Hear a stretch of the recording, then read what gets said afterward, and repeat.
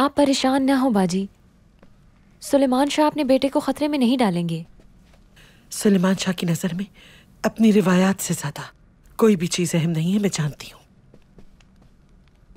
बाजी, आप खुद को हल्कान क्यों कर रही हैं? इंशाल्लाह ठीक हो जाएगा सब। गोगची, अगर सुलेमान शाह ने अपनी ताकत इस्तेमाल करने की हिमाकत की तो कारा तोयगर गुंदोगदू को नुकसान पहुंचा सकता है। मुझे सुलेमान शाह से बात करना होगी।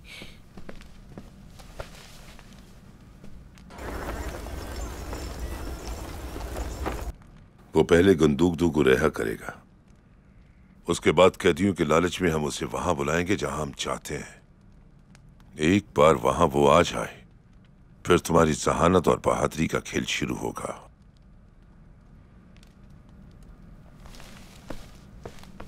आप अंदर नहीं जा सकते, अंदर मुलाकात चल रही है। रास्ता छोड़ो मेरा।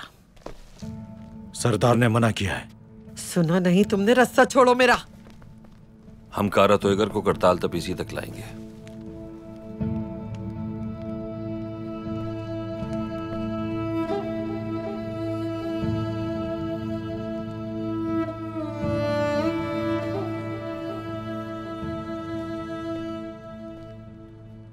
बाहर चलकर बात करते हैं।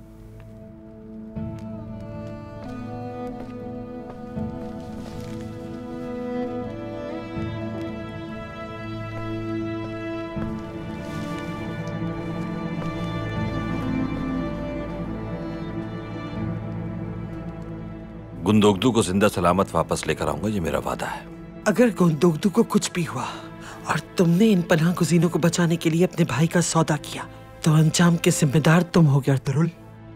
सरदार, एक बाप की हैसियत से मेरी आपसे एक आखिरी दरख्वास्त है। मेरी बेटी को कबीले में ही रहने दें, आपका शुक्रगुजार रहूंगा मैं। कारा तोयगर को मुझसे और मेरे बेटे से मतलब है, इसलिए मैं चाहता हूं कि मेरी बेटी आपकी हिफाजत में रहे। मेरे अलावा उसका दुनिया में कोई भी नहीं।